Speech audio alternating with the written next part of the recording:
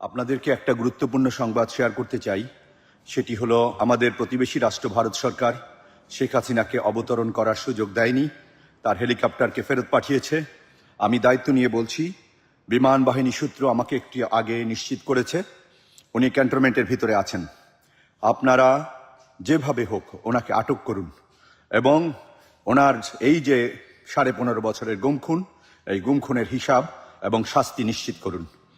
আপনারা যে যেখানে আছেন, আপনারা এই আমার ভিডিওটি ছড়িয়ে দিন, আমার এই ভয়েসটি ছড়িয়ে দিন, যাতে ছাত্র জনতা সবাই জানতে পারে যে খুনি হাসিনাকে ভারত ফেরত পাঠিয়েছে। খুনি হাসিনা ভারতে অবতরণ করতে পারেনি, তার হেলিকপ্টারকে অবতরণ করতে দেওয়া হয়নি, সে এখন ক্যান্টনমেন্টে আছে।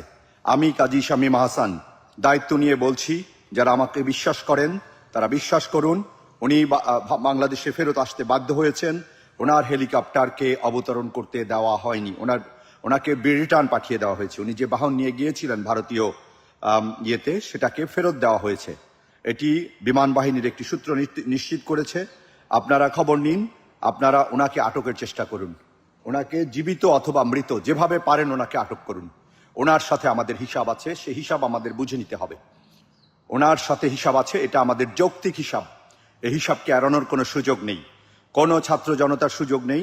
আপনারা ওনাকে আটকের ব্যাপারে সবাই মিলে চেষ্টা করুন। সেনাবাহিনী, নৌবাহিনী, বিমান বাহিনীর ভাইদের বলছি, একজন খুনিকে এভাবে ছেড়ে দেওয়া কোনো বিশ্বস্ততার পরিচয় নয়। আপনারা যদি সত্যিকারের বিশ্বস্ত হয়ে থাকেন, খুনি হাসিনা এবং হাসিনার সকল সহযোগীকে গ্রেপ্তার করুন। তাতে আমরা বুঝব যে আপনারা সত্যি সত্যি জনগণের পক্ষে কাজ করছেন। ধন্যবাদ। আমার এই ভিডিওটি আপনারা শেয়ার করুন।